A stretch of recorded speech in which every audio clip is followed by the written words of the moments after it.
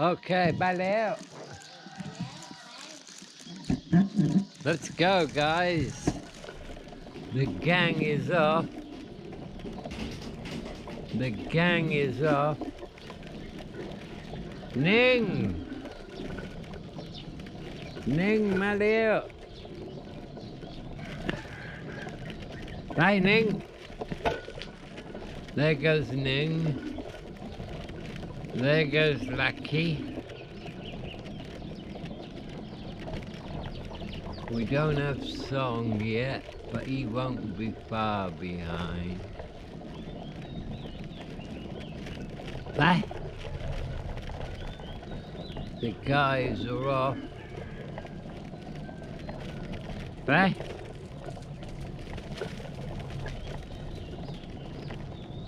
Bye!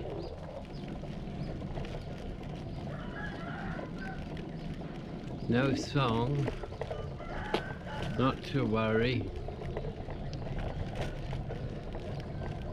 Again, it's another cold one. There's Song, look.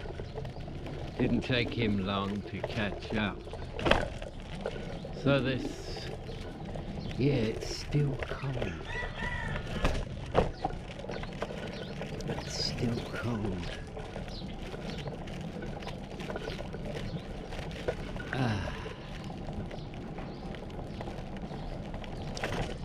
Yes, it is indeed. I like. It's cold. Builders are doing good. They've almost got the walls up. The door is ready. We went out and, I don't know, what did we spend? 30,000 baht on plasterboard and aluminium and paint and varnish and tape. That's for the ceiling. So I don't know, we're looking at 50,000 baht. But that's not bad when you consider how much work is being done. That's going to take 3 guys the best part of a week, I think.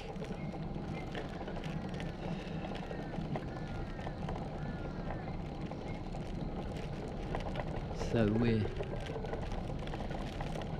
well into it.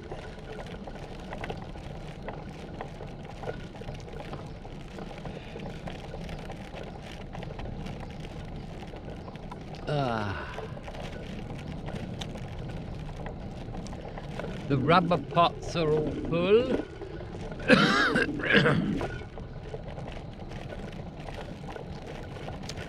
I guess that takes 3 or 4 days for them to fill up.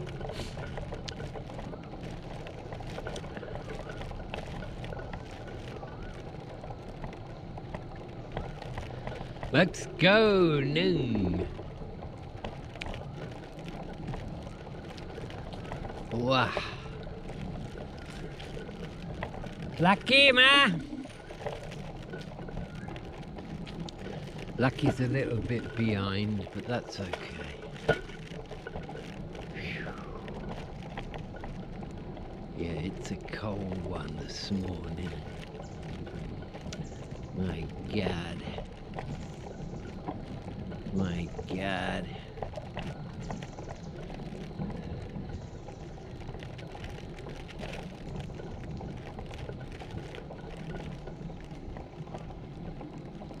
Yes. I'd say it might even be as low as 18 right now.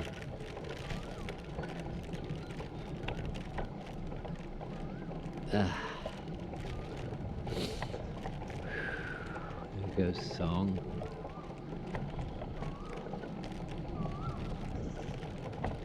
The 2 boys are always in front. I better stop for my dog.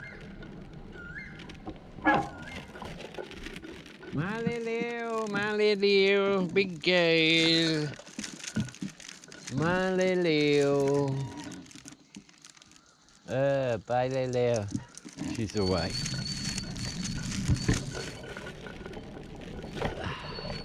12, so don't expect her to be whizzing around everywhere. I don't.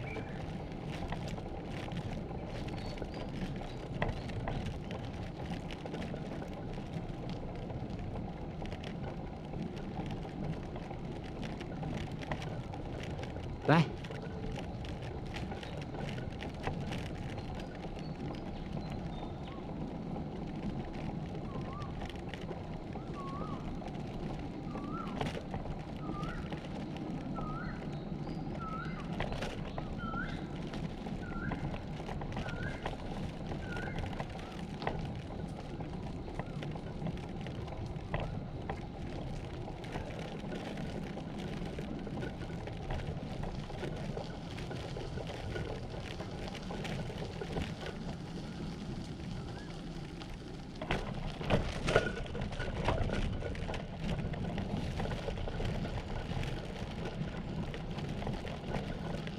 Ah, the boys have gone off down the road and we're not going off down the road, are we, Lucky?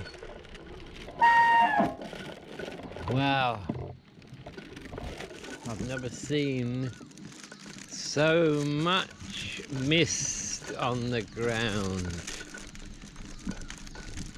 So much mist on the ground. It almost looks like a blanket. It almost looks like somebody's laid a blanket out.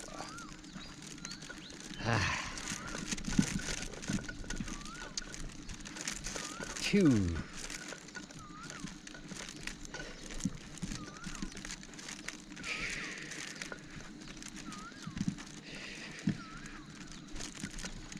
Yeah,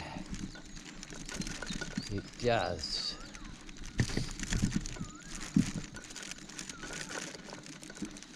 The quietest time of day is dawn.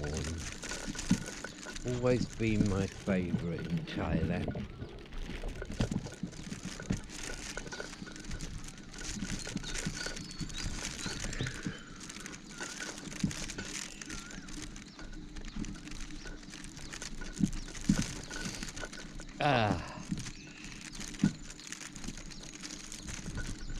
So here we are. Here we are. My favourite place.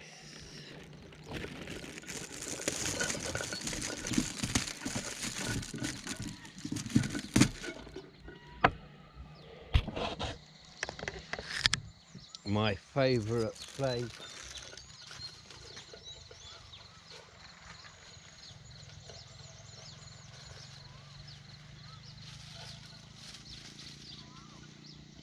Oh. Yes, it's early. It's early.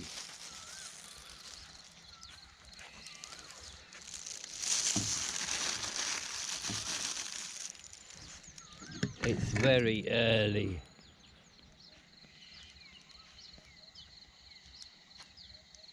Oh. I think the first thing I'm going to do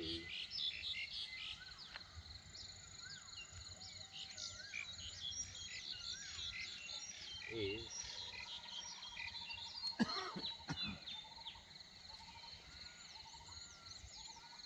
I got half a doobie here.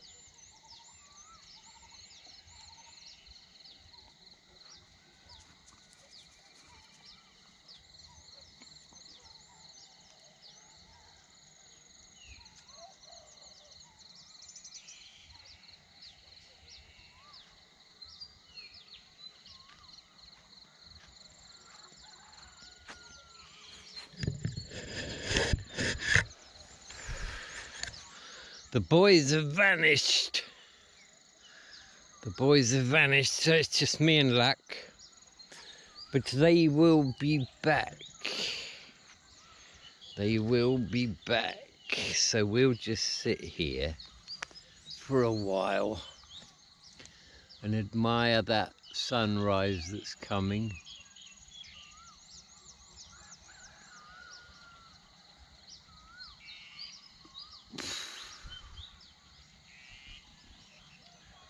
Wow, it's cold this morning. Uh, right. Okay.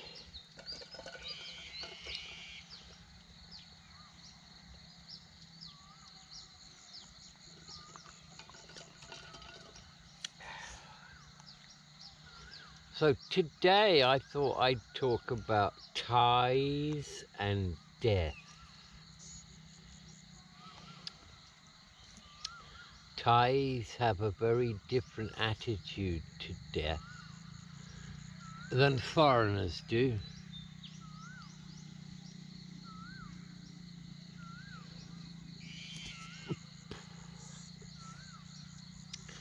Death in Thai is siachiwit, to lose your life, or morana. Morana is the most polite way to say it. Morana Beleo, he died already. I'm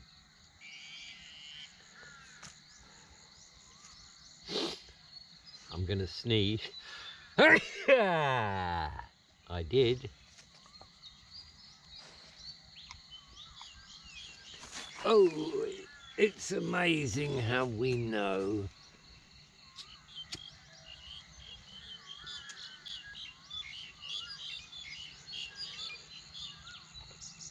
Yes, one of the first things I noticed when I went to funeral in Thailand was how happy everybody is.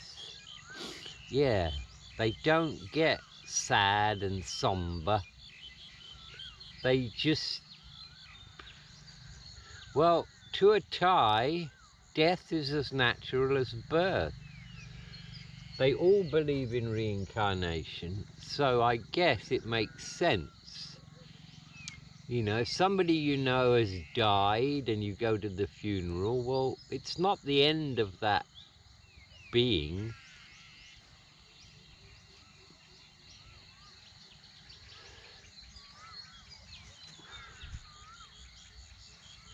They've just gone to another dimension. And that's how they see it. And of course, they're very spiritual anyway. So I think somebody in my street died in Minbury a couple of years ago. It was an old lady. And throughout the night, just before she passed,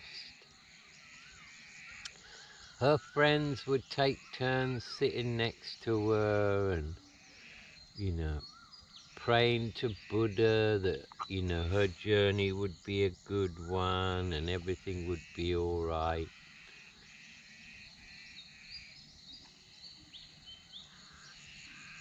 And apparently she just looked at one of them and said, "It's time." And that was it. She's gone. Yeah.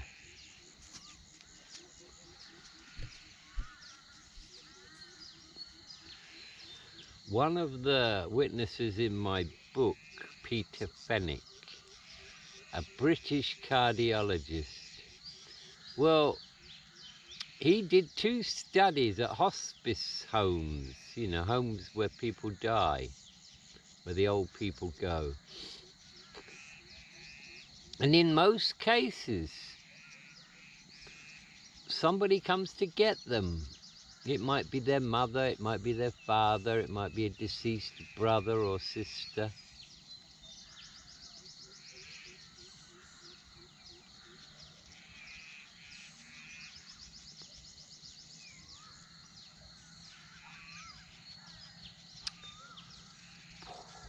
Thais also believe that the spirit follows the corpse to the funeral. I'm gonna sneeze again.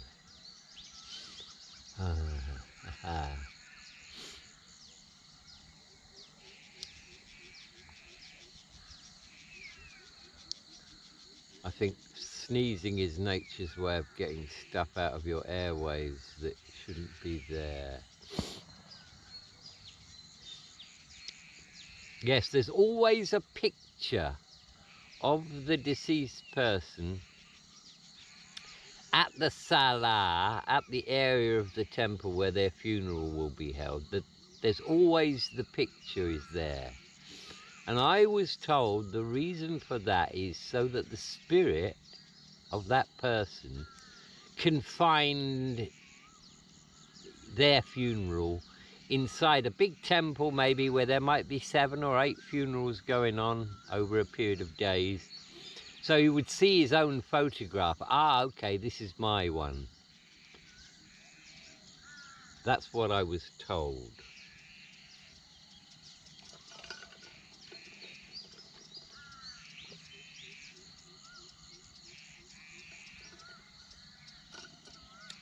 Some years ago, I had a very good friend, an Irish man.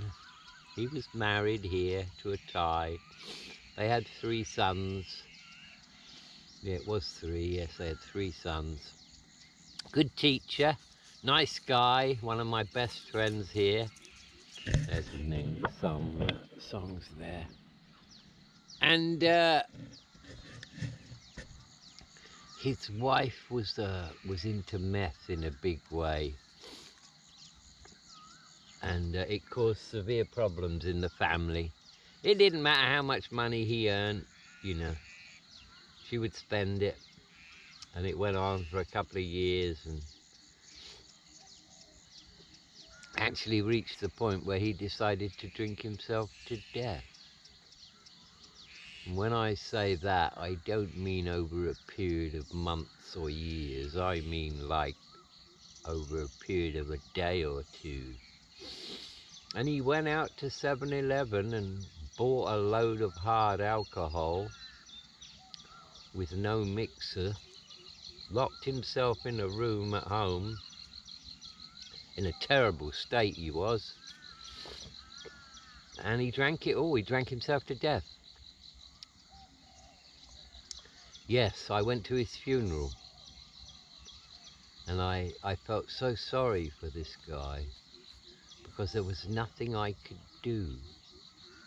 He'd got himself into a situation where he wasn't prepared to leave his wife because he didn't want to leave his 3 sons with her. And being with her was, he just couldn't bear it anymore. I don't think the relationship was too bad. I think it was just the drug thing that came between them. You know, she would always spend the money. Yeah, she would always spend the money on pills.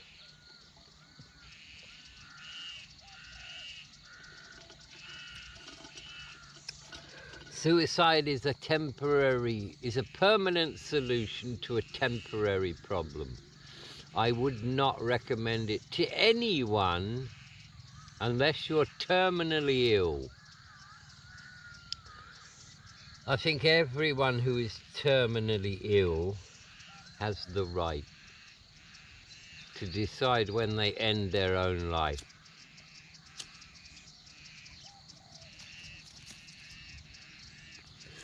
Here are the boys. Look, the boys are here.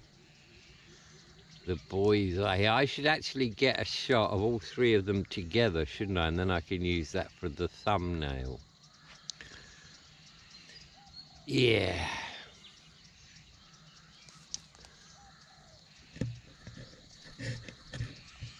So yes, that was a sad event. But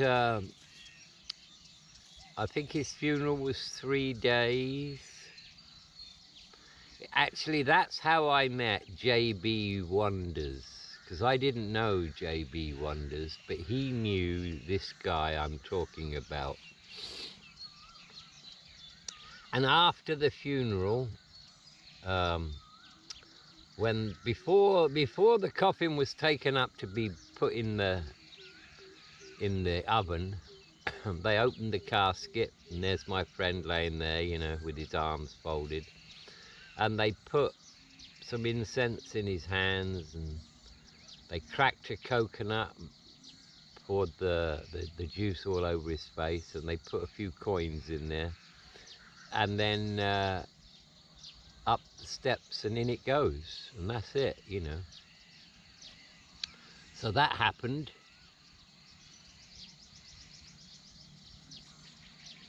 Of course, both JB Wonders and I were pretty upset that this had happened, because we were both very good friends with this guy. But then we got to know each other. But it's just a sad fact of reality, isn't it? Some people, they don't know where to turn.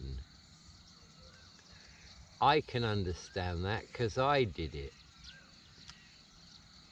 I felt it was the only way out for me at the time, so I totally get it why people do it.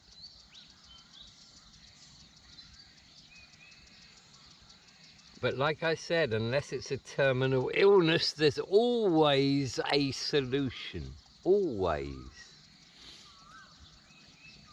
I can tell you about a very sad incident that I witnessed. Now, we were living in Chok Chai Si in Bangkok. We were living in an apartment on the 5th floor. It was a nice place, the place we lived. And Jerry would have been about a year old, a year and a bit. And there were two girls who lived on the same floor as us, right at the end of the building. And one of them, she was a nice girl, Yui, I think her name was. She used to come in our room and play with Jerry a lot. She was a nice girl. Now, she had a Japanese boyfriend. And they'd met a year or so before. But he'd made no contact with her for the last 6 or 7 months. And she was kind of broken-hearted about that, because he told her he was going to divorce his wife back in Japan, and he was going to come back and everything was going to be hunky-dory. But no contact for 6 months. Anyway, she got drunk with her friend in their room one night, and she decided that she was going to jump off the balcony. And her friend's trying to talk her out of it, but she's actually out there by the air conditioning unit, and she's climbing over the railings to jump. And her friend grabs her shirt, but then the girl loses her balance and slips right out of the shirt down to the ground below and died. Yeah. Now, I don't know whether it was the next day, but if it wasn't the next day, it was the day after that. Who should arrive? The Japanese guy. Yes, with a bunch of flowers. He thought he would surprise her. He'd divorced his wife, he'd sold his house, and he'd come back to marry her. Oh my God. I wasn't there when he arrived, but I heard all about it when I got home. It was a terrible, terrible situation. He sat crying at the very spot where she hit the ground, and they couldn't console him, and I think it was 2 or 3 hours before they persuaded him to, you know, get in a cab and go back to his hotel. Yeah, what a sad, sad thing. If she'd have just waited, or if he'd have just called her and said, hey, you know, I mean, we didn't have the internet in those days, but you could make a call, you could write a letter. But yeah, that was so sad, and she was such a nice girl.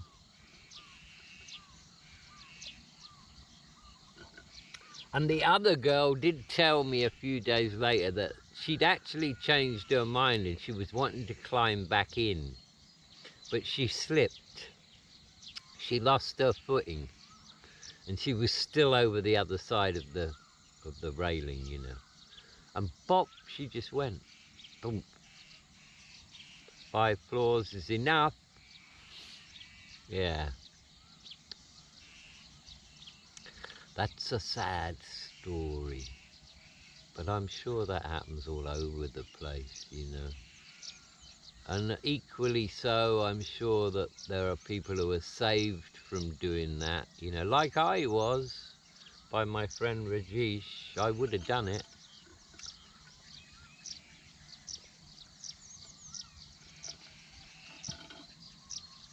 So what other things, THAIS and death? As I said before, THAIS regard death as just another step in the journey, so that's why they don't get so upset. But it's kind of traditional for the wife or the husband who's left to cry uncontrollably as the coffin is being taken up to the funeral pyre, to the cremation thing. I think that's a traditional thing. And of course, when it's a child, it's a little bit different. And yeah, you know, obviously the parents and the family are upset. Well, of course they would be. You would expect that. But generally speaking, THAIS are okay with death, you know. And I don't like the way that we regard death in the West. It's not talked about. And it's something that we all have to experience, you know. It's not just, it's something that we all have to go through. So why put it under the carpet? Why sweep it under the carpet and not bring it out in the open? You know, I think you should tell kids as early as it comes into their life, you know, if their dog dies or their cat or their hamster, then you should bring it up and just say, well, yep, everything that's born has to die, and not hide it, you know. That's just my opinion.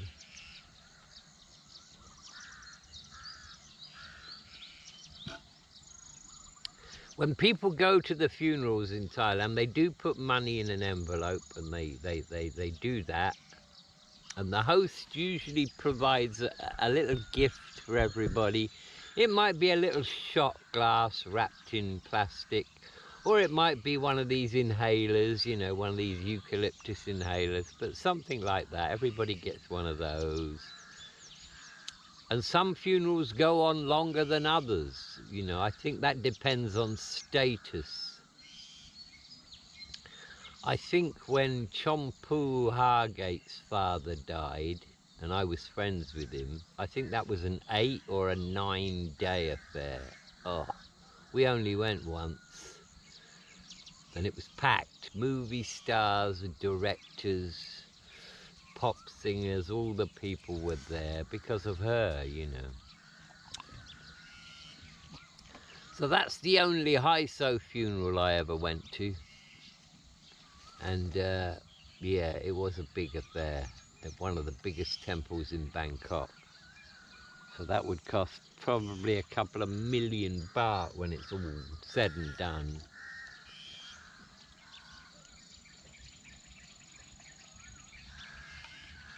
Yeah, probably. Probably a few million baht. Oh. Right, what else have I got here? I've got cigarettes, so I'm going to have a cigarette now.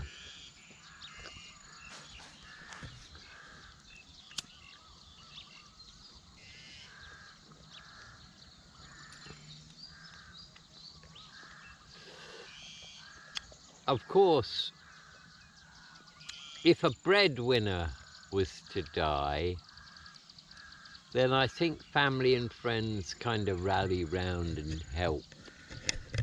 And on those occasions where both parents are killed in a car accident, or a single parent is killed, then the family will take over the children. They will raise the kids.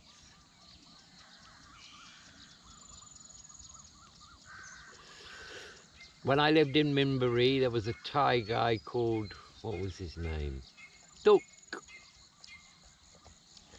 Big guy, very, very pleasant guy. Like, he was a good guitar player, and he liked to have a drink. And he was a driver for Sarasat schools. He had his own minivan. And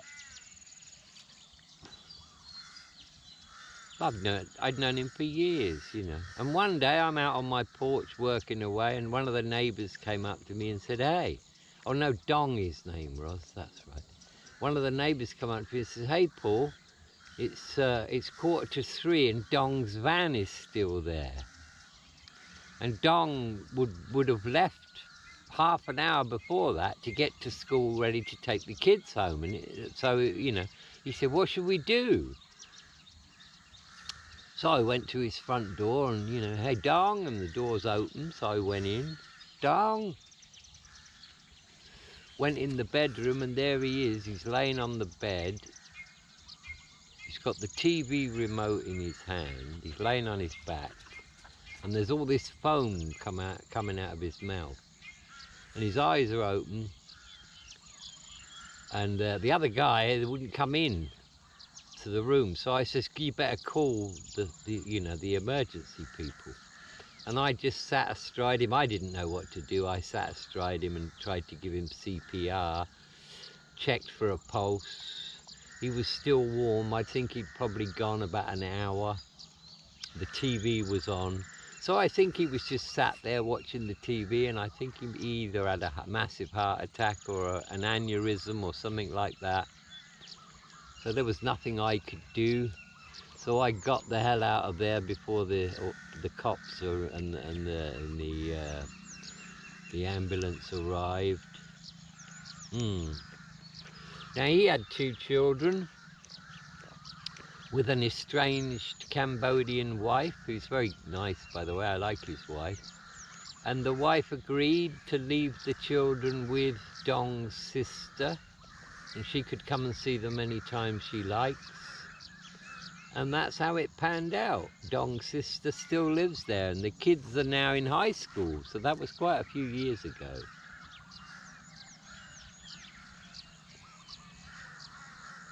Yeah. Dong was a nice guy.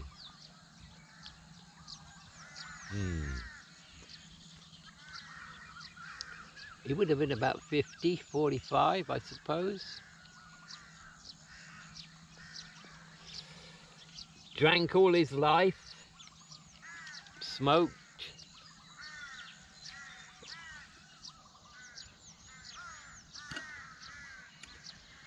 Yeah, life's strange, eh? How some people get a lot of time and some people don't, you know.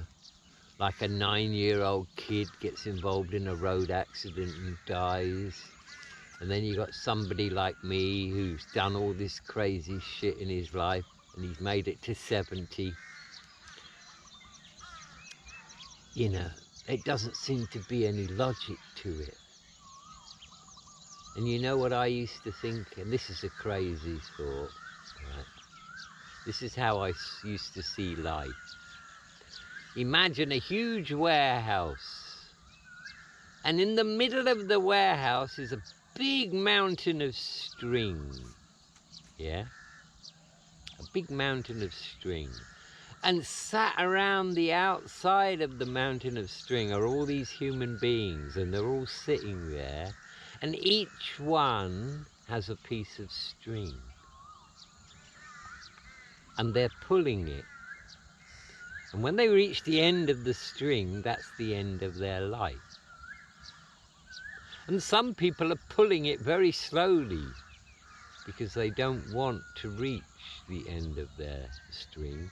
And other people People are pulling it as fast as they can, and they keep pulling it and they keep pulling it, and it doesn't end until they get very old. So I think I'm one of the people who just keeps pulling the string, you know, just keeps pulling it and pulling it and pulling it to see when it ends. Yeah, what a strange analogy, eh? Could you picture that in your head? A huge warehouse. And in a way, life's like that, isn't it? Because we are each pulling a string. We are each of us living through day to day to day, experiencing our life, but not knowing when it's going to end.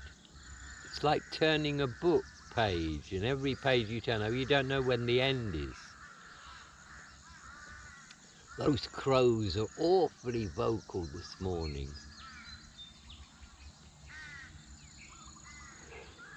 Something's going on with those guys. Yeah. It is, eh, Lucky? The boys seem to have gone. Right, I gotta get up and do what I have to do sometimes. I often wonder whether YouTube are gonna say anything to me about what I do. Yeah. Smoking and doobies. But I did say I'd just be me, and according to the comments, part of the appeal of my content is that I'm 100% genuine, you know. I tell it like it is, I do it like it is, and that's pretty much it.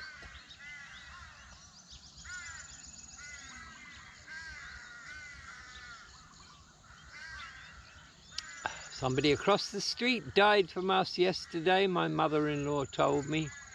An old lady who's been bedridden for a few months, 88.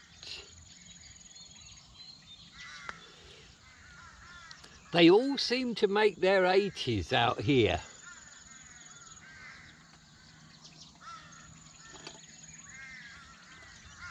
I think a few men succumb to cancer or cirrhosis of the liver by the time they get to 50 or 60 because they were heavy drinkers or heavy smokers. But outside of that, you know, most of these people, they do live to be old. A lot of old people around where I am.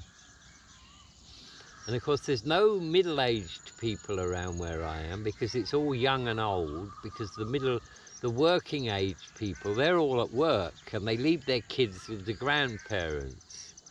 And you know, there's many benefits to that, because let's say you've got a couple that are in their late 20s, so they got 2 children, young children.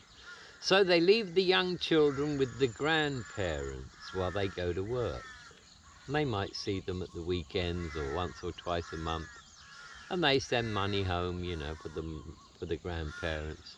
Now, the good thing about that is the children are brought up not with their parents' values, but with their grandparents' values. Yeah, and I think that's a good thing. And I do notice that you know, the grandparents take care of their children's children. Now, I couldn't imagine in the UK, somebody who's like 28 years old and he's got 2 or 3 kids saying to his dad, "Hey Dad, I'm going to work up north. I'll leave my kids with you." Yeah, right. Yeah, I know what the grandparent would say. I know what the parent would say. They would say, "No, my duty ended when you hit the age of 18. I've done my parenting. Now it's your turn. You can come and bring your kids to see me once a week, but I'm certainly not looking after them for you."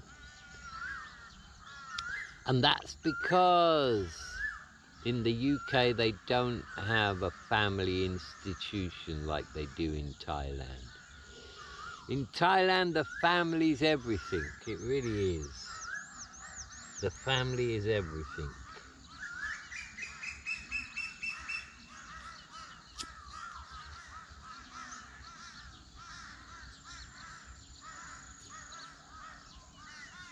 Before you say anything about another doobie, I should just inform you that I only had a little bit of that old doobie that was in the box.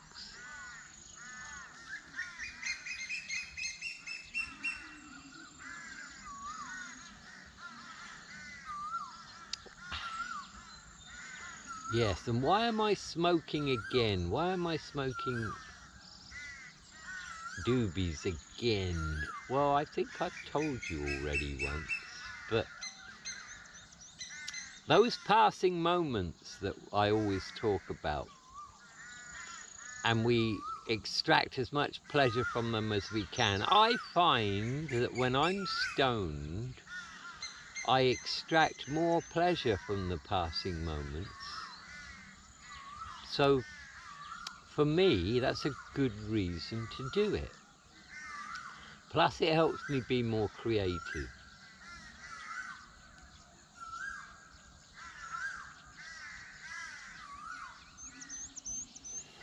And no government is going to tell me what I put in my body and what I don't.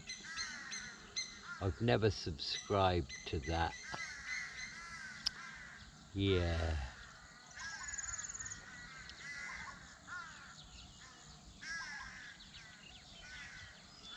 Now, Thai people also believe that you reincarnate in groups, in soul groups.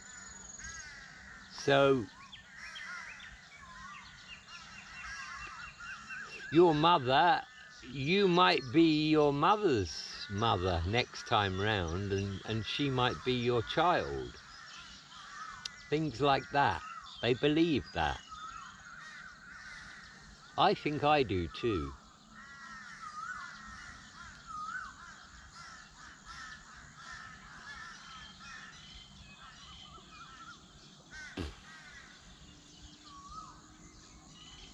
Yes.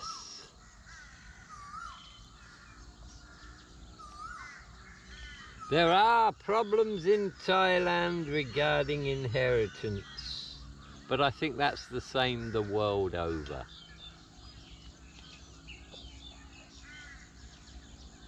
I think most of the time it gets sorted out in court, you know. There'll be litigation, and a judge will decide who gets what. And then there are the odd occasion where, you know, it ends in fatalities. You'll see it on the news, you know. One of the children came to the funeral with a gun and he shot his 3 brothers and sisters dead before turning the gun on himself. Yeah. One of the things I realized early on in Thailand, and this is important for Westerners to understand this, when emotion is involved and alcohol, where a Westerner, if he had a disagreement with somebody, where he might go out and have a fight with him, you know, fisticuffs, there's no way he'd kill the other party, because he would know that, well, if I do that, I'm going to spend the rest of my life in jail. So he wouldn't go ahead and do it. Well, that doesn't occur here. The Thai will do it, and then he'll think about what the consequences are after the event. Yes.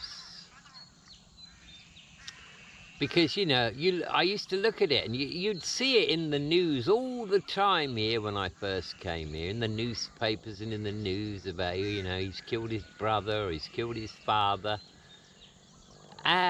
So you don't have that logical base that you would have in a Western country. I mean, yeah, they still murder people, but most of the time, the emotion would get capped by the logic of the person who's angry with saying to themselves, no, I'm not going to kill him, you know. God, no, I'll spend 20, 30 years in jail. They just go ahead and do it. You know, they do. So if you're going to talk to Thai men, don't talk to them about politics, religion, love, because you never know what might happen.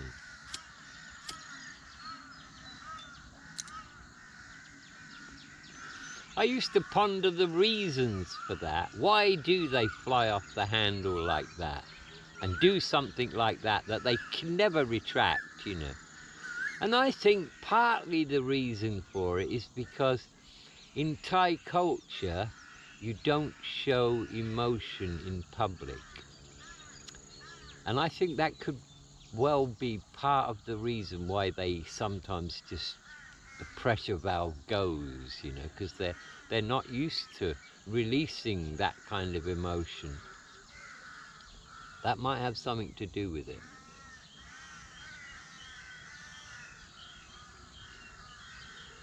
It might. Yeah, so Thais can be very unpredictable in certain situations, and it's usually the quiet ones you'd have to worry about.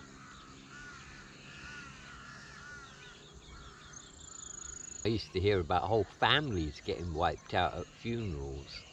Yeah. There used to be a magazine in Thailand called Crime Weekly. And the first time I ever saw it, I was in a barber's shop. And there's all these magazines on the table, and I picked this magazine up and I started to flick through it. Glossy magazine with coloured pictures. And it was pictures of corpses. And no holds barred, you know. People being shot, people being stabbed, people pulled out of cars, dragged out of the river after being in there for a week. Oh, it was awful. And they were not censored in any way at all.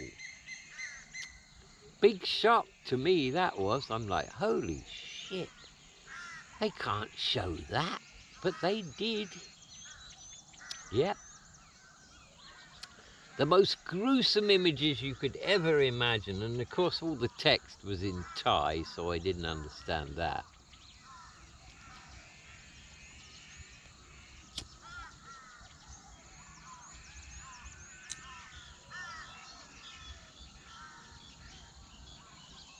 Most Thais are insured. They have life insurance. And if they work for the government, then they also have a very good insurance there. Funerals are not cheap, even out here now. People complain about the price.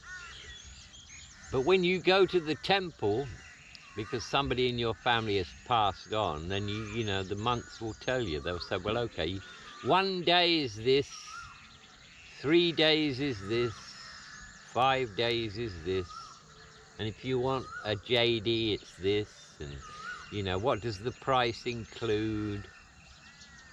And they might say, well, if you take 3 days, then we'll bring in 9 monks every day for an hour and a half, and they will do their chanting in the evening when all the people are there. And of course, the corpse is kept in an air-conditioned area for the duration of the funeral.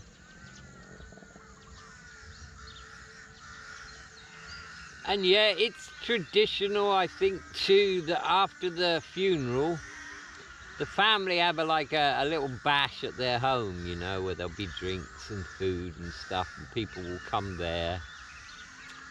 Yeah, I think that happens more out in the provinces, I think, than the cities.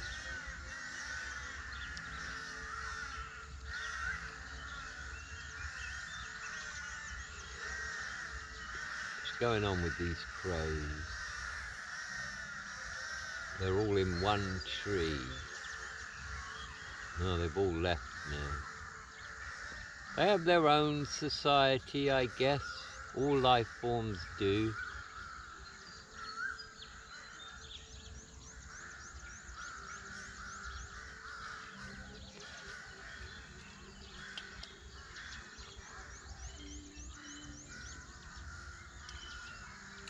So death is regarded very differently here to the West, and that's obviously a Buddhist thing. It's a Buddhist thing. And I mean, there is so much evidence of reincarnation. When I wrote that book, before I wrote that book, when I had that crazy dream, I remember sitting in my office chair, looking at my computer screen and thinking to myself, well, what's this all about? Why did I have that dream? I know that life after death is a reality. I know that. I've been outside my body. And then I suddenly had an idea, and I thought to myself, well, okay, let's have a look. Let's see what's online in terms of evidence. And I don't mean just a personal account of a near-death experience. I mean, there's thousands of them. I mean hard evidence. People who studied it. And within an hour, I'd found Dr. Ian Stevenson. Oh my God. This man had spent 30 years traveling the world, talking to children with memories of past lives. And he wouldn't just talk to them. Yeah, he'd record all the information, and then he'd go and check about where they said they lived, and who they said they were, and who their spouse was, and where they lived, and it all checked out. Some incredible research he did that's mind-blowing. And he did it all over the world, so it's all cultures. Yes, all cultures.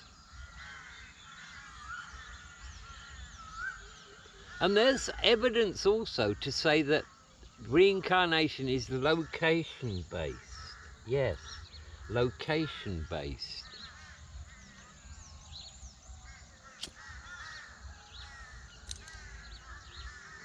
He went to Myanmar when it was Burma and Thailand, but he went to Myanmar. And there was a group of children there that were different to the other kids. They didn't like the food. They didn't like the culture. And they had memories of being Japanese soldiers in World War II. So Stevenson's research points to that these Japanese soldiers who died in World War II in Myanmar, in Burma, were reincarnated in Burma as local children. Yes. So they weren't reincarnated back in Japan. So it maybe has something to do with where you actually die. He drew a lot of conclusions from his research. You know, he concluded that if a person died a violent death and quite young, they'd come back very quickly. Within a year to 3 years, they would be reincarnated. And they would also probably have a phobia, depending on how they died.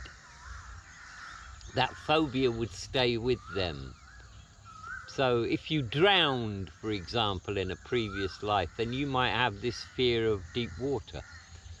If you were killed in an air crash, you might have a fear of flying.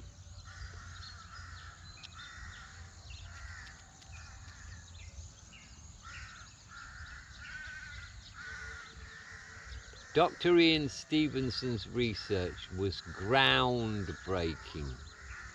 I mean, really groundbreaking. And when I looked at him and that, I thought, my God, there is so much evidence. How could anybody refute that? And that gave me the seed that I needed in my head to plant, to write that book. I thought, okay, let's do some more research. And I did more research and more research. Not just on reincarnation, on near-death experiences, and cardiologists who'd heard so many times their patients talk about going to this beautiful place that they thought, now this is rubbish. So they researched it and changed their mind and realized that it was a reality because everybody was saying it.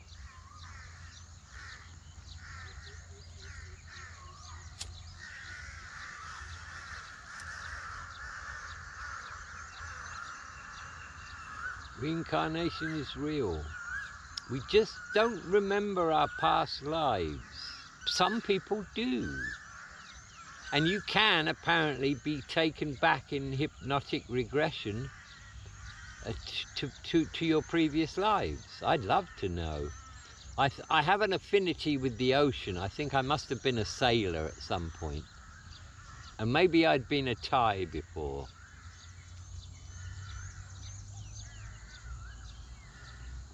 I think that's very likely.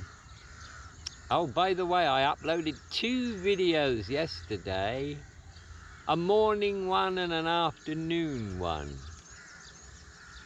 I'm only doing that because I've got no work. So if no work comes today, I might go out this afternoon and put another one out.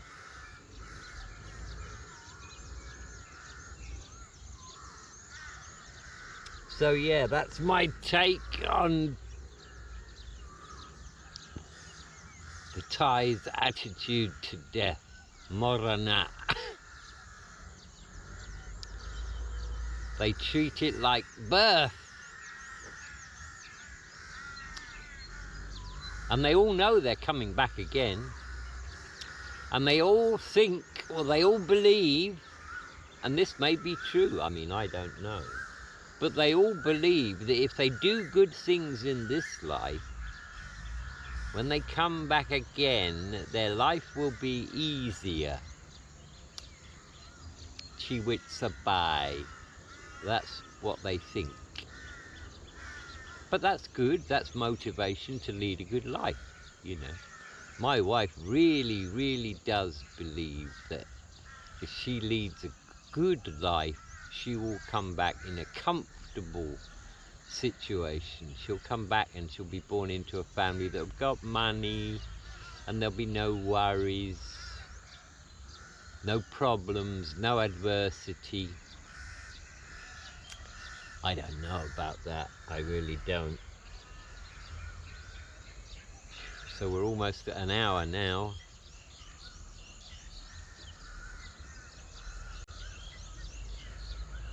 I don't think I should do any more than an hour, to be quite honest with you. I couldn't see how somebody could sit and watch me for that long.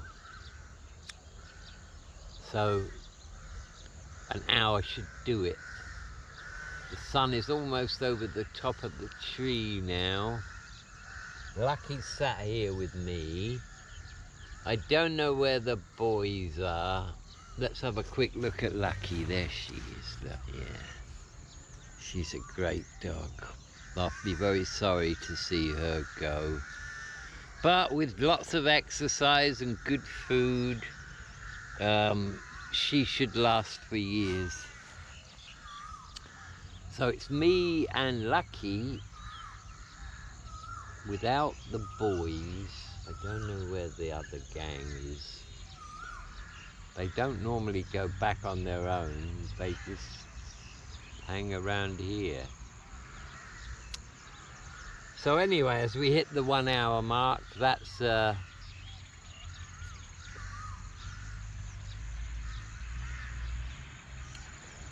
my observations on how Thais regard death.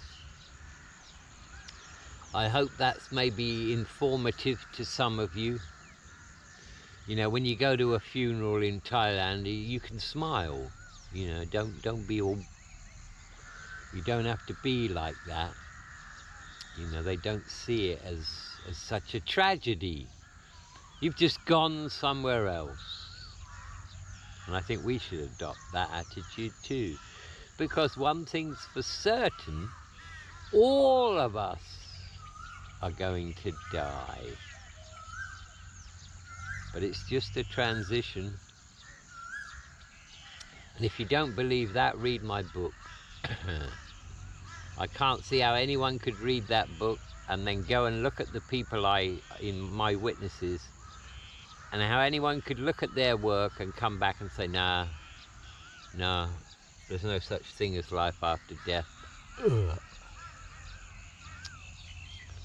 Yes.